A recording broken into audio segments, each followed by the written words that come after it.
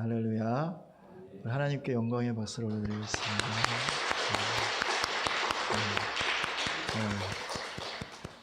우리 또 부활하신 예수님 또 우리가 감사드리면서 송축하는 박수. 옆 사람 이렇게 보시고 서로 힘내시라고, 어려울 때 힘내시라고 서로에게 박수로 격려합시다.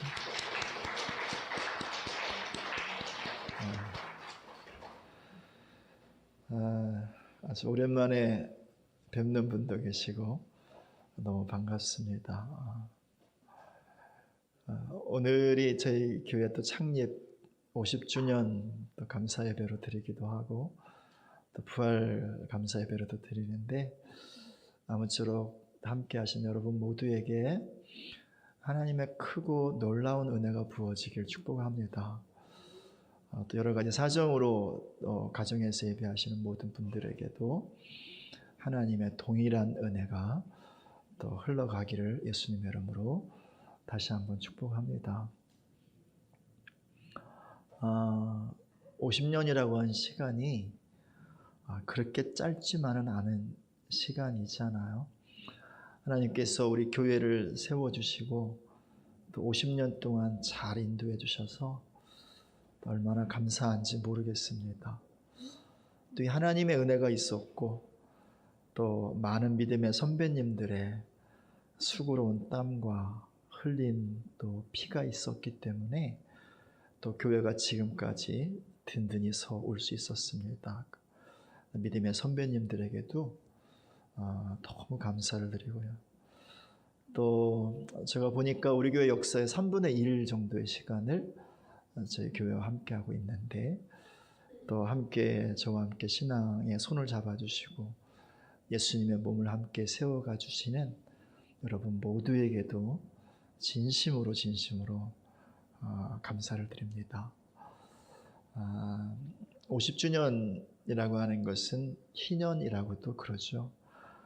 구약 성경에 하나님께서 특별히 희년을 정해서 지켜라 말씀하시는데, 희년은 모든 것이 새로워지는 시간이죠. 그동안 형편이 여의치 않아서 밭을 팔았던가 집을 팔았던가, 그것도 힘들어서 종으로 팔려갔던가, 이 모든 잃어버렸던 것들을 회복받는 그런 시간이 희년입니다. 우리 교회가 다시 새로운 50년을 시작하는데, 그렇게 하나님께서 특별히 우리 교회 기업을 다시 잘 세워주셔서 우리 교회가 하나님의 기업을 잘 세워가고 또 정말 크신 은혜와 복을 앞으로도 계속해서 받아 누렸으면 너무 좋겠습니다. 그런 은혜가 있기를 소원하고 축복합니다. 오늘 주일 예배를 생각을 하면서 또 이 배너도 또 걸어야 될 것 같아서 어떤 문구를 할까 기도하며 생각을 했습니다. 문득 떠올랐던 것이 바로 이것이었습니다. 그래서 부활의 능력으로 부흥하라. 이게 하나님의 도전이기도 하고 하나님의 마음, 축복하는 아버지의 마음이기도 한 것 같아요. 그래서 오늘 본문의 말씀을 중심으로 해서 부활의 능력으로 부흥하라 라는 주제의 말씀으로 말씀을 나눠보겠습니다. 오늘 말씀 속에서 우리의 부흥의 세 가지 영역, 과거와 현재와 미래의 영역에서 주께서 우리 가운데 허락하시길 원하실 뿐만 아니라 우리가 세워가야 할 부흥의 이 내용들을 살펴보도록 하겠습니다. 첫 번째 이 부흥의 영역은 과거의 영역에서부터 시작하는 건데요. Rise up, 일어나라 라고 하는 것입니다. 과거로부터 일어서는 것이 부흥의 시작이다 라고 하는 거예요. 우리 모두에게는 다 과거가 있습니다. 과거 없는 사람이 한 사람도 없어요. 그래서 과거는 소중한 거죠. 그리고 오늘을 세우는 기초이기도 한 거죠. 근데 과거 안에는 또 많은 기억이 있습니다. 좋은 기억이 있죠. 어떤 것에 대해서 성취를 하고 또 상도 받고, 그죠?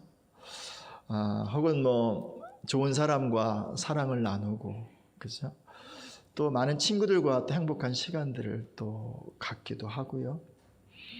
아무튼 우리 과거의 시간 속에는 정말 행복하고 좋은 기억들이 많이 있습니다.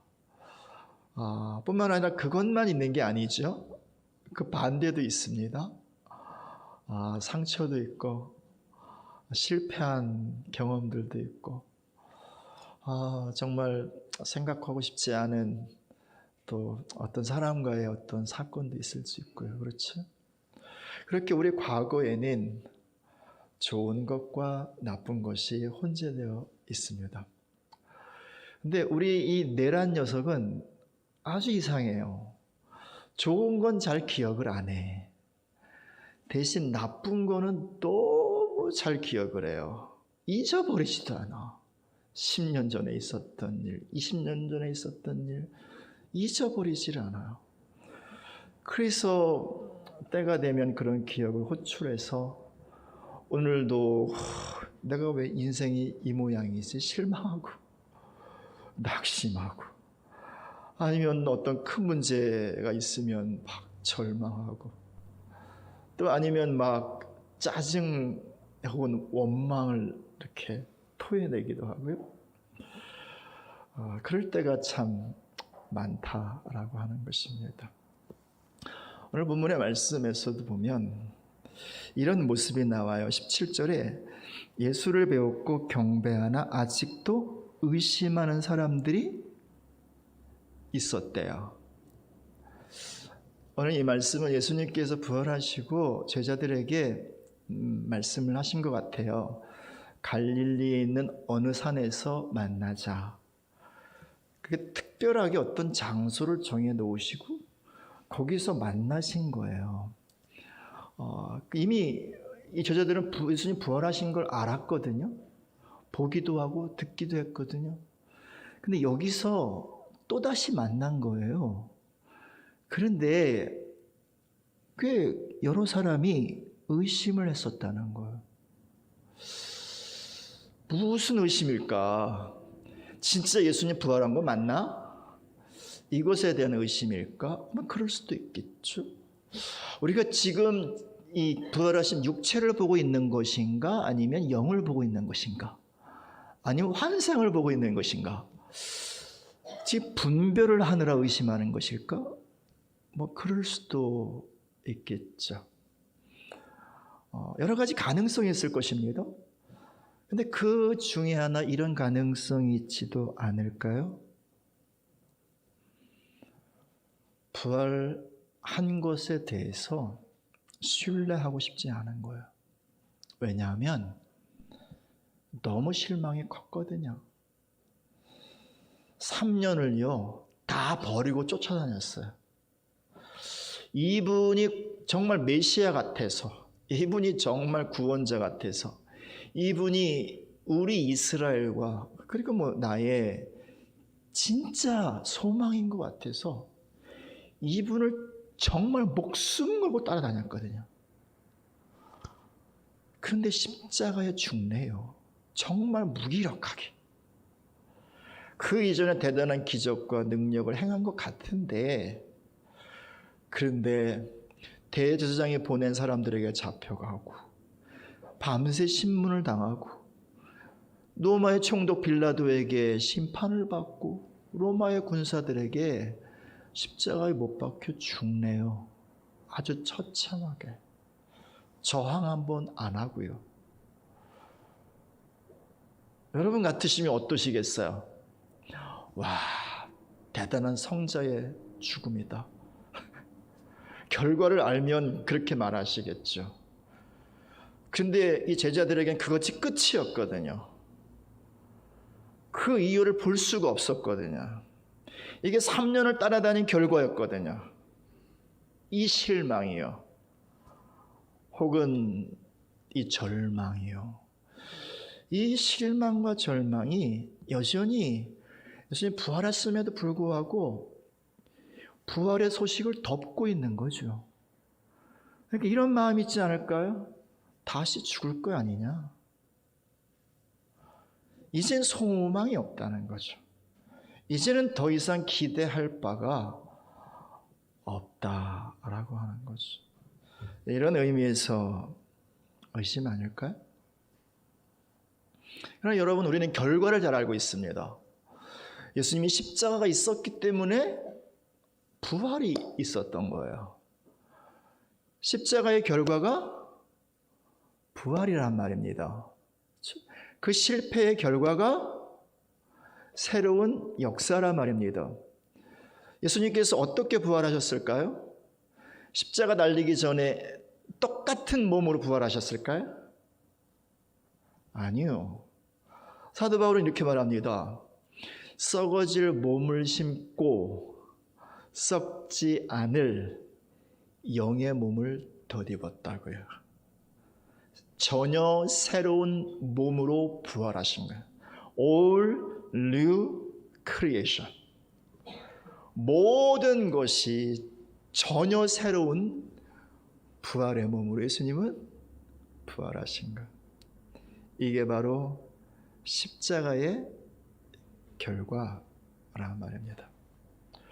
우린 예수님의 십자가와 예수님의 부활을 다 믿고 있습니다. 그렇죠? 자, 그렇다면 우리가 주님의 십자가를 믿고 있는다는 사실의 내용이 무엇인가요?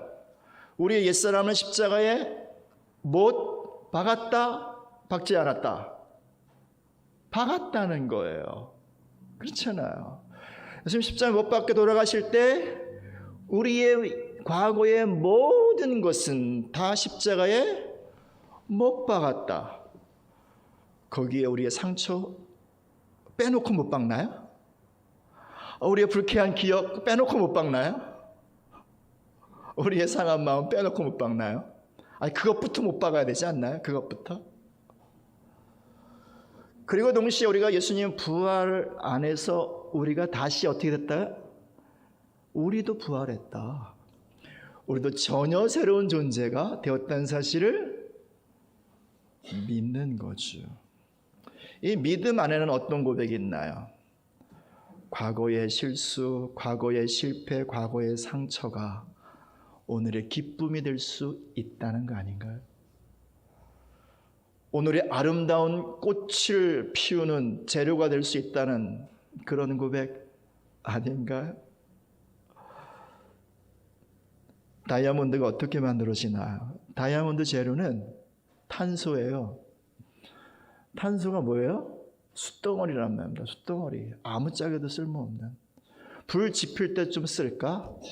고기 꺼먹을 때 좀 쓸까? 숯덩어리라고요.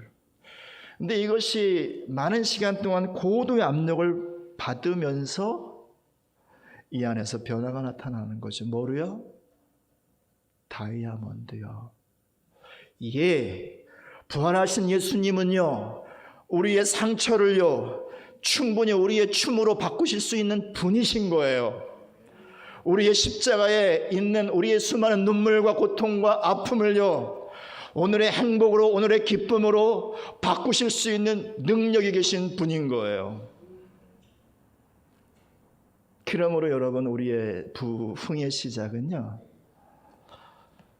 과거를 호출하는 것으로부터 일어서셔야 돼요. 과거의 기분 나쁜 거 자꾸 호출하고, 과거의 상처 자꾸 호출하고, 이 모든 것을 정말 십자가에 못 박으셨다면 그 자리에서요, 라이즈 업, 일어나셔야 되는 거예요. 그리고 이제는 과거의 노래를 부르는 것이 아니라, 과거의 애가에 붙잡혀 있는 것이 아니라, 오늘 부활하신 주님의 권능 아래서 이것이 새로워질 것을 믿음으로 선포하고 믿음으로 고백하면서 그러면서 나가는 거죠. 그때 우리 안에서 다시 살아나는 부흥이 일어날 거예요. 우리 영혼이 살고 우리 마음이 살고 우리의 삶이 새롭게 살아나는 새로운 부흥의 시작이 있을 거란 말이죠.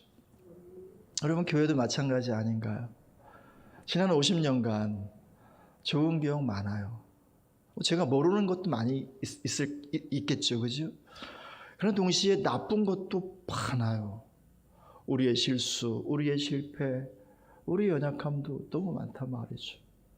종종 어떤 분들은 이렇게 말하는 경우가 있어요. 아, 교회 문제가 너무 많아. 이것도 문제, 저것도 문제, 이것도 못하고 저것도 못하고.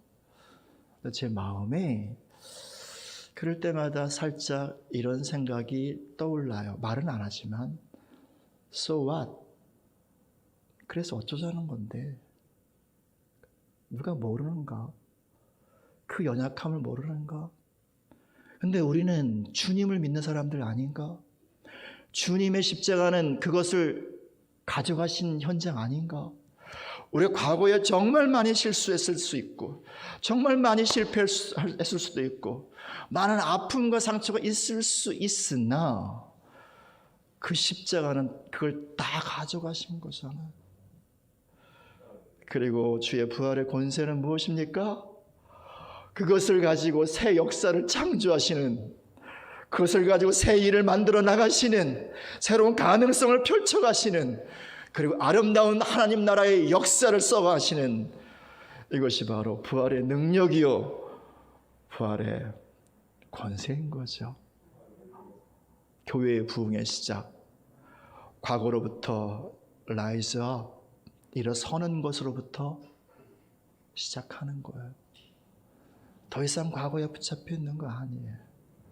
더 이상 과거를 자꾸 소환해서 그 자리에 머물러 있게 하는 게 아니란 말입니다. 그것을 십자가에 못 박고 부활하신 주님의 권능 아래서 주께서 행하실 새 일들을 바라보며 주님의 몸된 교회를 함께 우리가 세워나갈 때 주님의 교회 가운데 아름다운 부활의 권능의 역사심이 계속해서 시작되고 더 충만하게 나타나게 되는 거죠. 이 은혜가 있기를 예수님의 이름으로 축복을 드립니다. 그렇게 이제 부흥을 시작을 했어요. 우리 안에서와 우리 교회에서 리바이벌, 다시 살아나는 부흥을 시작했어. 그것을 현재화해야 되지 않을까, 그렇죠? 그래서 오늘 부흥을 살아야지. 그것이 무엇인가? 두 번째 나눠보겠습니다. 오늘 본문의 말씀은 아주 큰 말씀이에요. 그래서 이 본문의 말씀의 별명이 The Great Commission, 대명령이라고 하는 별명이 있어요. 얼마나 큰 말씀인가 보십시다. 18절부터 한번 읽습니다. 예수께서 나와 말씀하여 이르시되 하늘과 땅의 모든 권세를 내게 주셨으니 그러므로 너희는 가서 모든 민족을 제자로 삼아 아버지와 아들과 성령의 이름으로 세례를 베풀고 내가 너희에게 분부한 모든 것을 가르쳐 지키게 하라. 아멘, 아멘. 우리 이 안에서 오늘 부흥으로 사는 것이 무엇인가에 대해서 알 수가 있어요. 이 말씀은요, 한때 우리의 마음을, 우리의 심장을 이렇게 두근두근하게 만들었던 이 말씀이에요. 그죠? 젊었을 때, 막 신앙에 불이 붙었을 때, 주님 어디라도 보내주십시오. 제가 가겠습니다. 아프리카요? 갈게요. 이라크요? 말씀만 하세요. 갈게요. 중국이요? 갈게요. 모든 민족이라고 했잖아요. 갈게요. 한때는 다 그렇게 말을 합니다. 그런데 시간이 지나 결혼을 하고 애를 낳고 가정을 세우고 직장에 가서 일을 하고 하다 보면 무슨 10년에 한 번 단기 선교 나가기로 결정하는 것도 너무 힘들어. 시간 내기도 힘들고. 그래서 여러분, 이 말씀이 나랑은 별로 상관이 없는 말씀인 것 같아. 이건 선교사님이나 아니면 무슨 헌신된 어떤 사람들에게나 해당하는 내용, 극히 소수에게 해당하는 말씀이지, 나 같은 평범한 신앙인에게는 해당되는 말씀 같지가 않아요. 그래서 그냥 넘겨버려요. 읽긴 읽죠. 좋은 말씀이다. 근데 누구에게 이런 말씀이 해당되지? 넘겨버려요.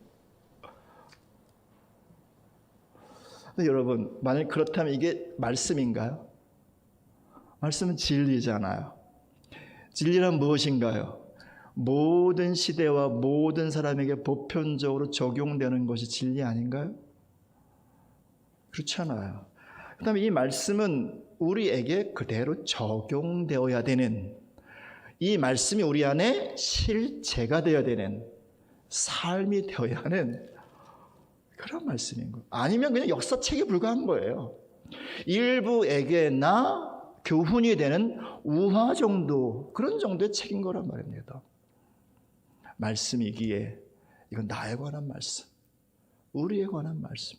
그럼 여러분 지금 당장 하던 일을 정리하고 다시 내가 어디로 갈까? 기도를 시작해야 할까요? 하나님 어디입니까? 아니요.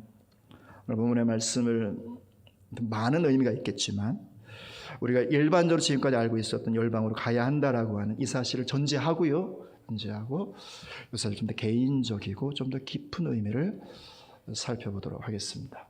말씀은 가운데 주님께서 이걸 전제로 하세요. 하늘과 땅의 모든 권세를 내게 주셨다. 누가? 아버지가. 십자가를 지시고 그리고 부활하신 이 예수님께 아버지 하나님께서 하늘과 땅의 모든 권세, 여기서 권세는 통치의 능력이에요. 이걸 주셨대요. 자, 하늘은 어디입니까? 우주 공간일 수 있어요. 하나님이 계신 어디 뭐일 수도 있겠고요. 땅은 어디입니까? 적어도 우리가 살고 있는 이 지구 땅덩어리, 그리고 이 세상, 이런 정도겠지, 그렇죠?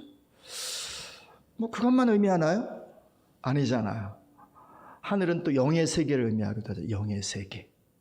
그리고 땅은 물질의 세계를 의미하기도 하잖아, 그렇죠? 그렇다면 그냥 이게 포괄적으로 그것만 의미할까요?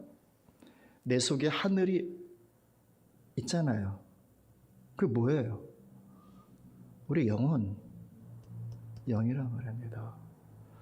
그리고 또 땅이 있잖아요. 뭐예요? 육체, 땅에서 온 육체.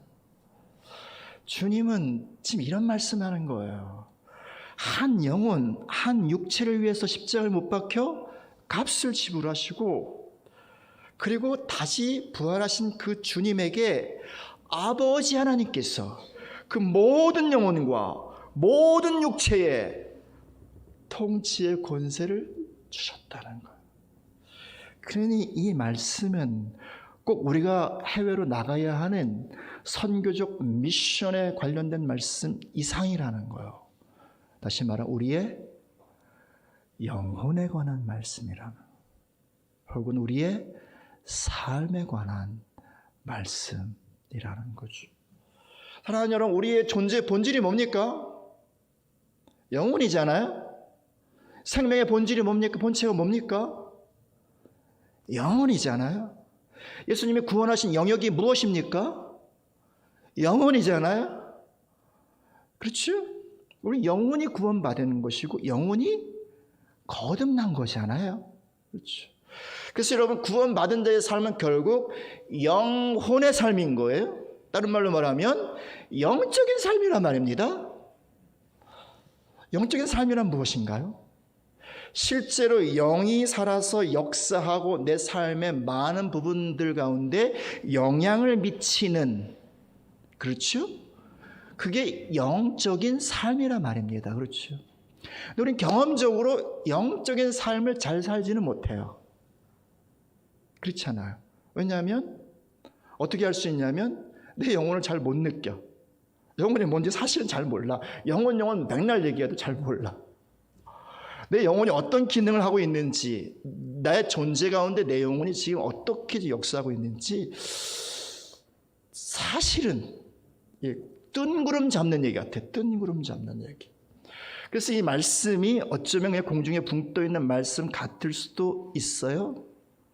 하지만 우리는 믿음 안에서 우리 존재의 본질과 신앙의 본질, 그리고 구원의 주체는 영혼이라고 하는 사실을 잘 알고 있어요. 근데 여러분, 왜 우리가 영혼을 못 느끼고 살까요? 우리가 왜 영적인 삶으로 나가지 못하고 있을까요?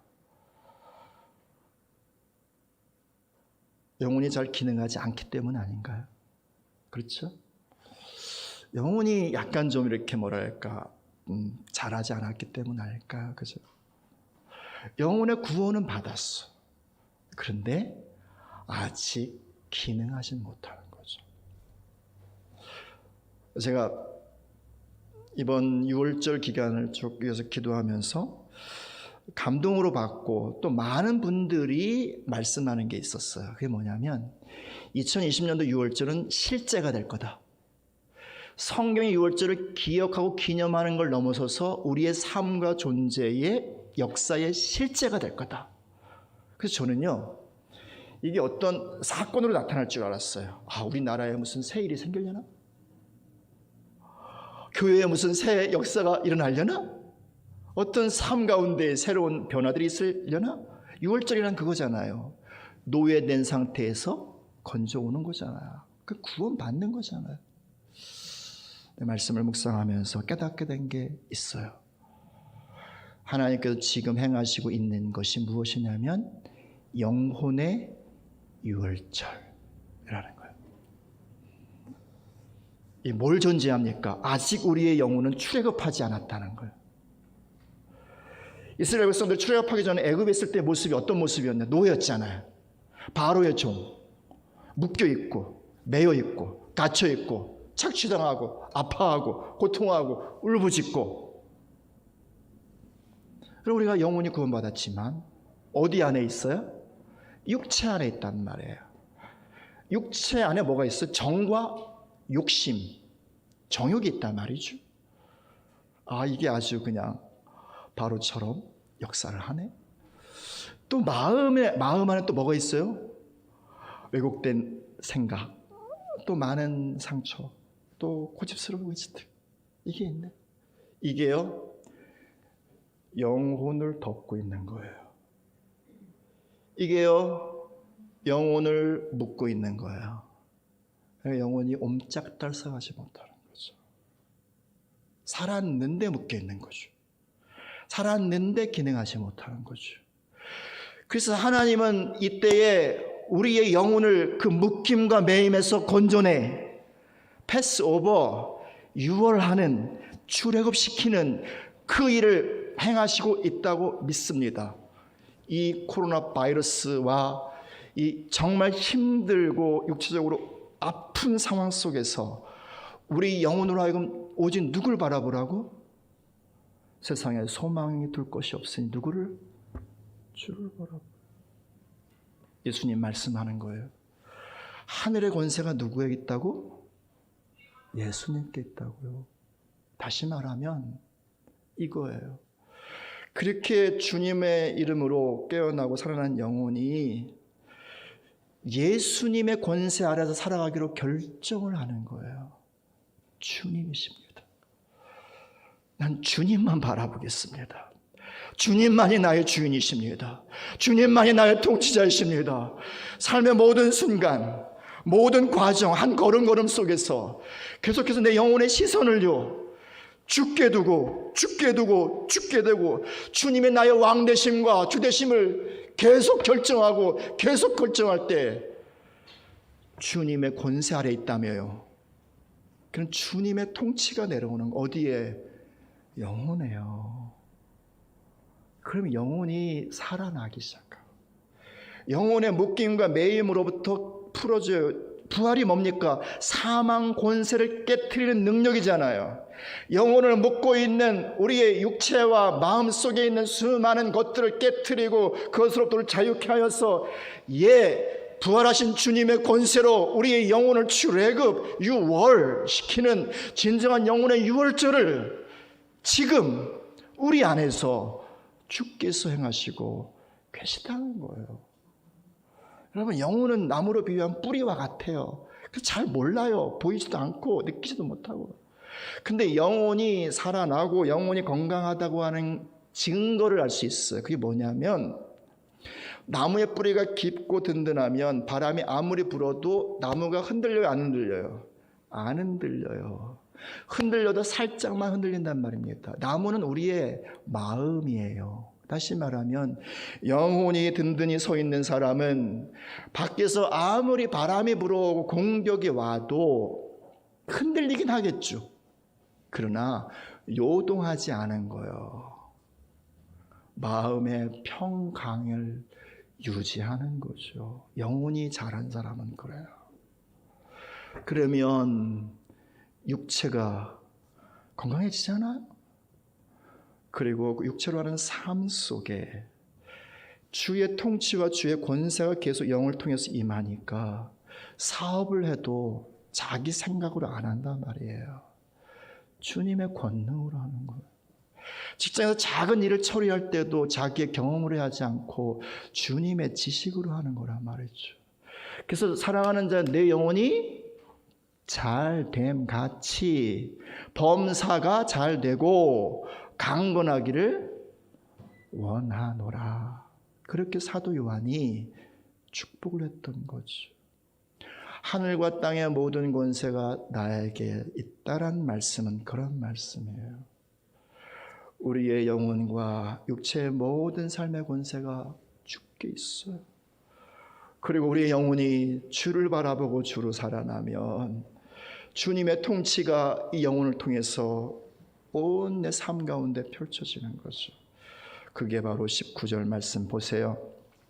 그러므로 너희는 가서 모든 민족을 제자로 삼아 아버지와 아들과 성령의 이름으로 세례를 베풀고 모든 민족으로 가래요. 이 민족이라고 한 단어는 정확히 번역하면 이방인이에요. 이방인. 그러니까 그냥 어떤 민족, 어떤 나라일 수 있어요. 명백히 맞아요. 뿐만 아니라 그것만이 아니에요.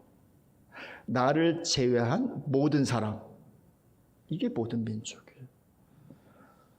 내 옆에 있는 내 남편, 지긋지긋 말 안 듣는 그 남편, 그리고 잔소리하는 이 아내, 그분이요 나의 열방이에요. 나의 민족이란 말입니다.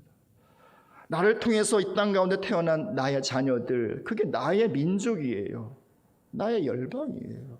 나의 부모님, 회사에서 만나는 직장 동료, 또 무슨 만나는 친구들, 버스에서 우연히 만난 어떤 사람, 엘리베이터에서 우연히 만난 이웃, 여행길에서 만난 어떤 사람, 그 모든 사람이 다 주께서 나에게 허락하신 혹은 나를 보내신 모든 민족이란 말이에요.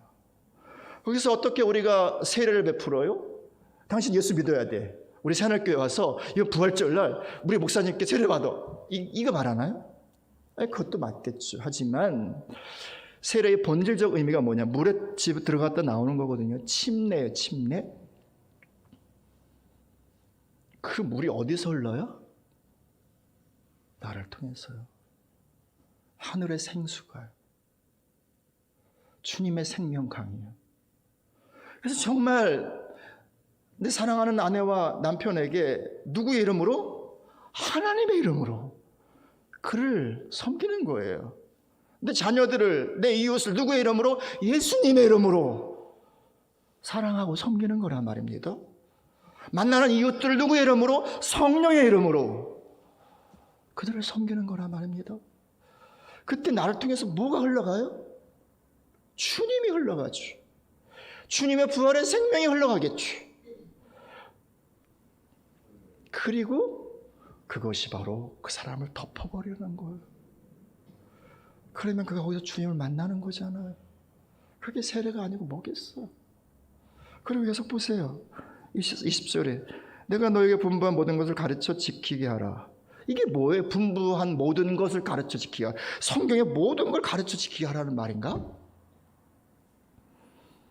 마태복음은 산에서 시작해서 산으로 끝나요. 마태복음 1장부터 4장까지는 서론이고요. 5장부터 실제로 시작해요. 5장 1절 예수께서 산에 오르사 앉으시니 제자들이 그분 앞에 나왔어요. 입을 열어 가르쳐 가라사대 심령에 관한 자는 보겠나니 천국이 저희 것이미요 시작한 산상수훈 마태복음 5장부터 7장. 거기서 어떤 말씀하시냐면 하나님 나라의 백성은 누구냐? 천국 백성은 누구냐? 그들은 심령이 가난한 자들, 그들은 애통하는 자들, 그들은 온유한 자들, 그들은 의에 주리고 목마른 자들, 그들은 긍휼히 여기는 자들, 마음이 청결한 자들, 화평케 하는 자들, 의에 주리고 목마른 자들인, 의를 위해서 핍박을 기꺼이 받기를 선택하는 자들인데, 그들은 세상의 빛과 소금이다. 그리고 그들은 하나님 아버지의 완전하심을 닮아가는 자들이다. 그래서 그들의 삶은 원수라도 사랑하고 박해하는 자를 위해서 축복하고, 그리고 하나님의 손이 되어서 많은 사람에게 자신을 내어주고, 오른손이 하는 것을 왼손이도 모르게 그렇게 하나님의 손을 대신하고 말씀을 따라 살아가고 오직 주 예수 그리스도만을 의지하며 살아가는 반석 위에 집을 지은 자 같으니 홍수가 나고 바람이 불어도 흔들리지 않는다 말씀하시는 그 천국 백성의 삶에 관한 그 가르침. 16절 한번 봐요. 11 제자가 갈릴리에 가서 예수께서 지시한 어디에 이르렀어요? 산. 그 산 아닐까요? 갈릴리 주변에 나지막한 언덕 같은 산들이 많아요. 아마도 제가 상상하기에는 이 가버나움 뒤쪽에 팔복산, 팔복을 말씀하신 거기서 만나자고 하지 않으셨을까? 그리고 내가 가르친 거 있잖아, 그거 가르쳐주고 잘 지키게. 어떻게? 성경 공부해서? 제자 훈련해서? 아니요, 너의 삶으로, 너의 뒷모습으로 남편과 아내에게, 자녀들에게, 이웃에게, 직장 동료들에게 그렇게 아버지와 아들과 성령의 이름으로 영이 이끌어가는 영적인 삶을 살아가면서 만나는 모든 사람들에게 주의 말씀을 나타내고 보이라는 거죠. 여러분, 이게 부흥 아닌가요? 오늘 살아가는 삶의 부흥이요, 리바이벌, 다시 살아나 펄떡펄떡 뛰는 고기처럼 그렇게 사는 거지요. 복음으로 사는 거지요. 말씀으로 사는 거지요. 부활의 능력으로 사는 거지요. 세상을 따라가는 자들이 아니라 거룩으로 세상을 이기고요, 주의 말씀으로 그렇게 세상을 압도해 살아가는, 그렇지 않아요? 이 부흥이요, 이 영혼의 부흥이요, 이것을 주님께서 오늘 우리에게 주시길 원하신다고 믿어요. 우리 교회의 부흥도 마찬가지 아닌가요? 한 사람 한 사람들 영혼이 깨어나고 살아나요. 그래서 우리 예배가 어떤 예배가 되느냐면, 아버지께 예배하는 자들은 무엇으로 하라고요? 영으로 하라고요. 진정으로 하라고요. 많은 시간 사실 우리는 혼으로 했어요. 우리의 의지로, 우리의 생각으로, 우리의 감정으로요. 하나님은 영이시니, 영이신 하나님을 예배할 때는 우리의 영이 예배해야 되는데요, 그래서 한 사람 두 사람 영이 깨어나 함께 영의 예배를 하고 서로 영혼이 성숙하고 자라가게 되면 어떤 일이 벌어질까요? 명백히 예배에 주의 영광과 임재가 더 분명해지겠죠. 동시에 우리의 한 영혼들을 누가 보겠어요? 세상에 피곤하고 지친 영혼을 가진 사람들, 주님이 필요한 사람들, 이들이 교회에 왔다가 영혼이 큰 산 같은 사람들 만나네. 교회 와서 좀 잘못했다고 이놈의 새끼 이것도 못해 이러면서 막 따지고 욕하는 사람이 아니라, 그래요, 그럴 수 있지, 내가 기도할게, 내가 도와줄게, 내가 업어줄게, 나와 함께 가자. 그런 영혼의 큰 산 같은 사람들이 교회에 여기저기 있어봐요. 하나님 아버지께서 영혼을 구원하시고 싶은데 사실 전도는 하나님이 하시는 거거든요. 선교도 하나님이 하시는 거거든요. 물론 사람을 통해서지만 어느 교회에 보내시겠냐고요. 보내도 그 영혼 망하게 하지 않을 그런 교회, 정말 그렇게 상하고 상처받는 영혼들을 잘 품어낼 수 있는 아버지 품 같은 그런 교회, 그런 교회에 하나님 아버지께서 영혼을 맡기시겠죠. 이것이 교회의 부흥의 결과인 거예요. 사실은 영혼이 살아나고 영혼으로 사랑하는 이들이 충만한 게 부흥의 본질인 거고요. 우리 교회가 이런 영혼의 부흥이요, 주께서 우리 가운데 주의 권세 아래 살아가게 하시는 그 부흥이 있기를 축복합니다. 그때 땅의 권세를 주실 거예요. 예, 아픈 사람들을 치유하는 치유의 권세요. 세상을 치유하고 회복하는, 세상을 정복하는 그 권세요. 그 권세를 교회와 우리에게 주실 거예요. 마지막 세 번째요. 그렇게 우리가 이제 부흥으로 살기로 결정을 해요. 근데 미래가 불투명해요. 그래서 미래를 생각하면 염려도 되고 두렵기도 하고. 주님 말씀 보십시오. 오늘 20절 마지막 보세요. 내가 볼지어다 내가 세상 끝날까지 너희와 항상 함께 있으리라. 주님 말씀하세요. 볼지어다, 기억해. 내가 세상 끝날까지 항상 함께 할게. 두 가지 의미가 있어요. 첫 번째 의미, 앞으로 너의 모든 삶에는 내가 없는 시간은 단 1분 1초도 없을 것이다. 네가 나를 잊어버릴 수는 있어. 네가 나를 멀리 떠날 수는 있어. 그러나 나는 결코 너를 버리지 않을 것이고 너를 떠나지 않을 것이고 너와 항상 함께 할 거야. 나의 부재의 시간은 단 한순간도 없을 거야. 이 사실을 볼지어다, 기억해. 반드시 기억해. 그러면서 뭐라 그러는 거야? 두려워하지 마. 너무 놀라지 마.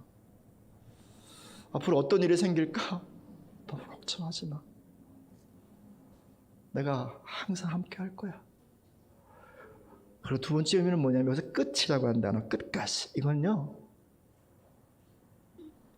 완성한다는 의미예요. 내가 완성할게. 너의 삶을 내가 완전히 이룰게. 내 삶 속에 있는 내가 너에게 맡긴 그 일을 누가? 내가 이룰게. 내가 말씀하는 거야. 그래서 내가 너로 하여금 영혼의 열매를 맺게 할 것이고 너의 삶 가운데 열매가 가득하게 할 거야. 걱정하지 마. 우리 교회에 대한 주의 말씀도 동일한 거죠. 새하늘교회요, 너무 염려하지 마. 건축 너무 염려하지 마. 두려워하지 마. 내가 함께 할 거야. 건축 이후 너무 염려하지 마. 내가 함께 할 거야. 그리고 내가 열매를 맺을 거야. 여기 있는 말씀 한번 읽어봅시다. 학개서 2장 9절 있습니다. 시작. 이 성전의 나중 영광이 이전 영광보다 크리라. 아멘. 이렇게 행하실 주님께 영광의 박수를 드리겠습니다. 아멘, 아멘. 예, 우리가 정말 주를 신뢰하면 주님이 하실 것입니다. 우리가 할 수 있는 것보다 훨씬 더 좋은 열매로, 완전한 열매로 맺게 하실 것입니다. 그렇게 부활의 능력으로 부흥을 기대하시고 그리고 부흥 안으로 달려가시기를 예수님의 이름으로 축복합니다.